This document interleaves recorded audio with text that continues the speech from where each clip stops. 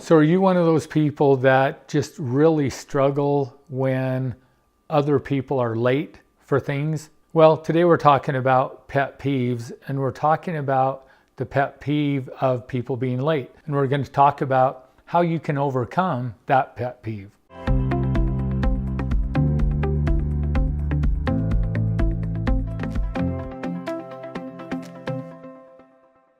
So we're doing a series of talking about pet peeves and different pet peeves that bother people. So what I've done is I've gone around and kind of interviewed or asked people what are some of their pet peeves or the things that bother them the most. The reason being is I believe that the purpose or our goal in life is to be in a state of happiness. And I believe that everything we do it for a reason.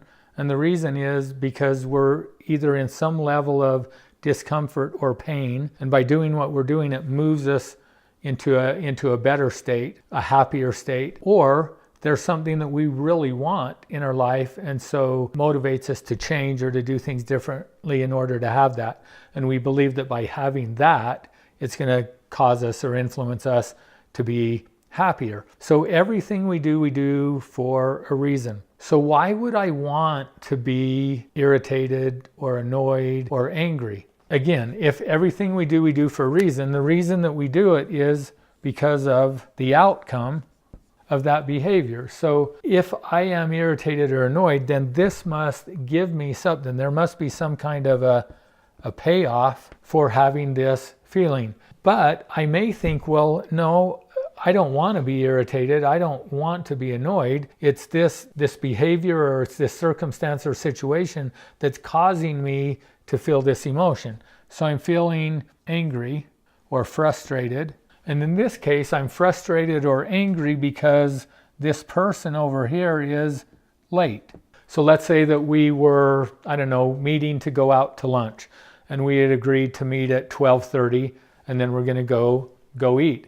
And so I'm sitting there and I'm waiting and it's 12:30 and the person doesn't show up. In and of itself, what does that mean? So what does it mean that the person is late? That fact that they're late doesn't mean anything. It could mean any number of things, but again, in and of itself, it means nothing. But I attach meaning to that by my thoughts or my beliefs. Maybe I have a belief that it's rude, to keep somebody waiting. And so I need to be on time always.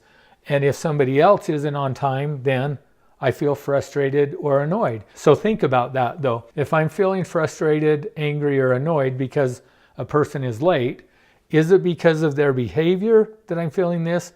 Or is it because of my thoughts or beliefs about the behavior? Maybe I'm a person that has grown up in an environment where we're always late, and that's just the norm. There are some things and people that believe that it's better to be late than to be on time.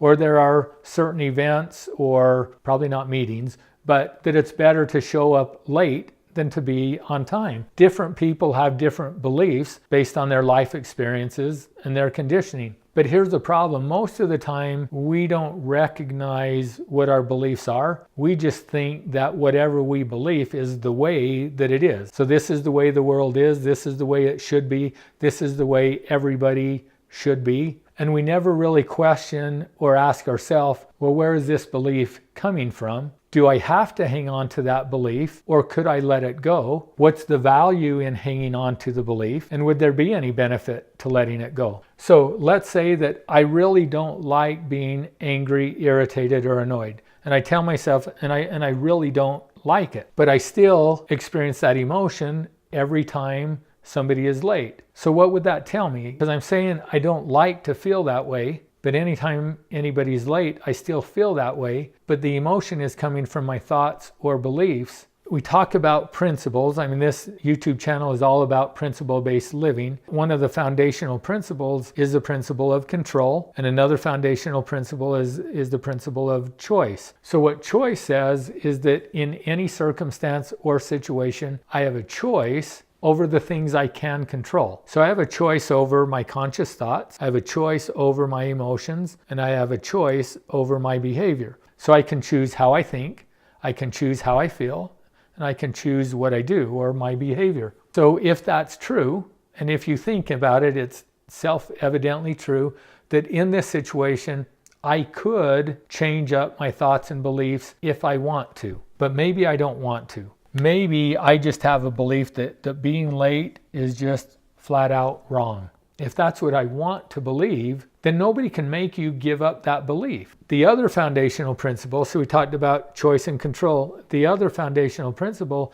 is the principle of accountability, which says I'm accountable for my life. I'm not responsible for everything that happens to me, but I am accountable for how I choose to respond. If I'm going around being angry and frustrated all of the time because people are late, I'm accountable for that. I'm choosing that by choosing to hang on to my thoughts and beliefs. I'm accountable for that, for this belief that this behavior is wrong. And that's okay. If you want to hang on to those beliefs, you can. But just realize and understand that by hanging on to those beliefs, I'm also choosing to feel angry. So at some level, I must want to be angry. And if that's the case, then just accept it and be okay with it. Don't be a victim where I'm blaming this person who's late for me being angry, because again, that's a choice. The other thing, if we go back to the principle of control, so maybe I'm upset and frustrated because maybe this person is making me late. So let's think about that.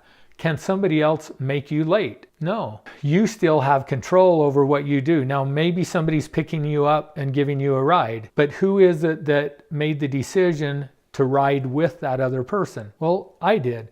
So maybe I don't know that this person has a tendency to be late, but even if I don't know that, I also can know that there could be things that happen that are outside of this person's control that could cause them to be late. And if I don't want that to happen, then I could say, you know what, I'm not going to ride with you. I'm going to get myself there, and then I'm going to do everything in my control to make sure that I'm not late. So I'll leave early. I'll do whatever I need to if that's that important for me. And just looking at that principle of control can help you change this up. So the cool thing about this with pet peeves is to understand that you're in control, that nobody really can cause you to be angry, irritated, or annoyed.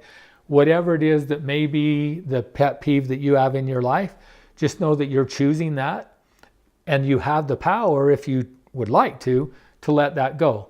So you can do that by changing your beliefs about the behavior, or you can change your behavior so that maybe you put yourself in a situation where this doesn't affect you. If you, again, don't want to change up or let go of your beliefs, you want to hang on to those, that's okay too.